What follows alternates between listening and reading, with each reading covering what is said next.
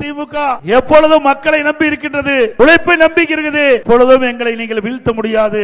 எவ்வளவு முயற்சி செய்தீர்கள், அனைத்து இந்திய அண்ணா திராவிட முன்னேற்ற கழகத்துக்கு எவ்வளவு இடையூறு கொடுத்தீர்கள். பொன்மனச்செம்மல் புரட்சி தலைவர் எம்ஜிஆர் இந்த இயக்கத்தை தோற்றுவிக்கும் போது சட்டமன்றத்தில் பேசிக் கொண்டிருந்த பொழுது அந்த மைக்கை துண்டித்தீர்கள், அவர் மீது செருப்பை விசிறி எறிந்தீர்கள். அப்பொழுது பொன்மனச்செம்மல் புரட்சி தலைவர் எம்ஜிஆர் சட்டமன்றத்திலே குரல் கொடுத்தார். மீண்டும் இந்த எம் ஜி ராமச்சந்திரன் மக்கள் ஆதரவோடு முதலமைச்சராக நுழைவேன் என்று சபதமேற்றார். அந்த சபதத்தின்படி சட்டமன்றத்திலே பெரும்பான்மை இடங்களிலே வெற்றி பெற்று சட்டமன்றத்திலே முதலமைச்சராக, அதே போல இதயம் புரட்சி தலைவி அம்மா அவர்கள் பிரதான எதிர்க்கட்சி தலைவராக இருந்த பொழுது நானும் தேவல் சின்னத்திலே வெற்றி பெற்று எதிர்க்கட்சி தலைவராக இருக்கும் போது அவரோட பணியாற்றக்கூடிய சூழ்நிலை எம்எல்ஏ இருந்தேன். அப்பொழுது சட்டமன்றத்திலே திமுக கட்சி சேர்ந்தவர்கள் அமைச்சர்கள் சட்டமன்ற உறுப்பினர்கள் அம்மாவை கடுமையாக தாக்கினார்கள். அவர் தலைமுடியை பிடித்து சேலையை பிடித்து இழுத்தார்கள்.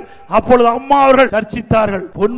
பொன்மனச்செம்மல் புரட்சி தலைவர் எப்படி சட்டமன்றத்திலே சபதம் எடுத்தாரோ அதே போல புரட்சி தலைவி அம்மா அவர்கள் என்னை தாக்கிய இந்த சட்டமன்றத்திலே மக்கள் ஆதரவோடு வெற்றி பெற்று பெரும்பான்மை இடங்களில் நான் வெற்றி பெற்று மீண்டும் தமிழகத்துடைய முதலமைச்சராக சட்டமன்றத்திலே நுழைவேன் என்று சொன்னார். அதே போல மக்களுடைய ஆதரவை பெற்று தமிழகத்துடைய முதலமைச்சராக நுழைந்த தலைவி புரட்சி தலைவி அம்மா. ஆக ஒரு கட்சியுடைய தலைவர்கள் கட்சி ஆரம்பிக்கின்ற பொழுது எவ்வளவு இன்னலுக்கும் இடர்பாட்டுகளுக்கும் இந்த திமுக விளைவித்தது என்பதை நாம் எண்ணி பார்க்க வேண்டும். இப்பொழுது மட்டுமில்ல, பொன்மனச்செம்மல் புரட்சி தலைவர் எம்ஜிஆருக்கும் இடையூறு செய்தார்கள். இதை புரட்சி தலைவி அம்மா அவர்கள் புரட்சி தலைவி மறைவுக்கு பிறகு இந்த கட்சிக்கு தலைமை தாங்கி நடத்துகிற பொழுதும் இடையூறு செய்தார்கள்.